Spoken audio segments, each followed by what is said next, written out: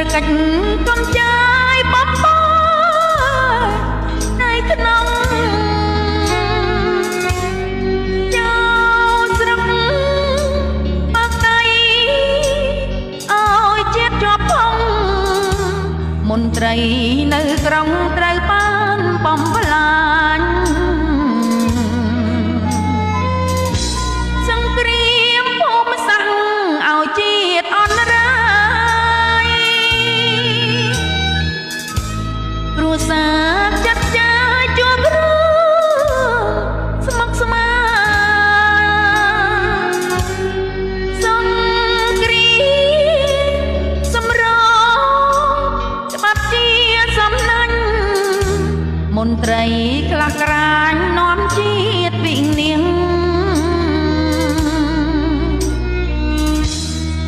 រឹងជុំនាងណាជុំនាងបញ្ហាទាំងជាគ្រួសារដើម្បីបញ្ជាសង្គ្រាមភូមិសាស្ត្រខ្មែរត្រូវជុំលាសង្គ្រាមពេញពីងពិបាកនឹងកិច្ចជំនាញវិបត្តិដោយប្រើបញ្ញាយកច្បាប់អាជ្ញាមកប្រើជានិច្ច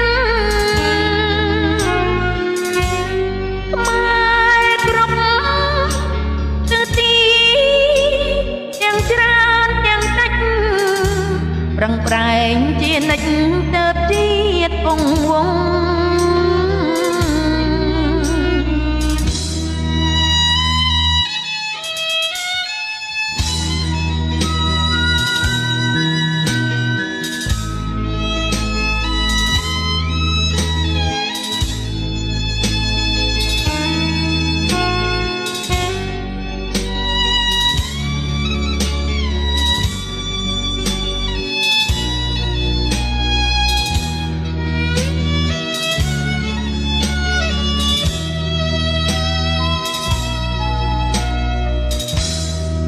រឹងជុំនាងណាជុំនាងបញ្ហាទាំងជាគ្រួសារដើម្បីបញ្ជាសង្គ្រាមភូមិសាស្ត្រខ្មែរត្រូវជុំលាសង្គ្រាមពេញពីងពិបាកនឹងកិច្ចជំនាញវិបត្តិដោយប្រើបញ្ញាយកច្បាប់អាជ្ញាមកប្រើ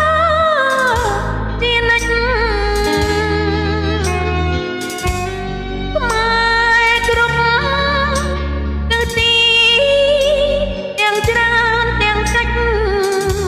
ប្រឹងប្រែងជានិច្ច